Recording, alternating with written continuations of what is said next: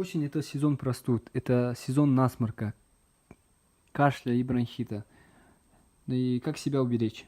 Помимо черного тмина и кыс-аль-хинди, есть, например, масло аль-рахик, которое прекрасно помогает при этих заболеваниях. Это сироп от кашля и простуды, в составе которого масло черного тмина, семена тмина, масло кунжутное, масло имбиря и ментол. На вкус приятный, после масла чувствуется ментол, свежесть, и его легко пить.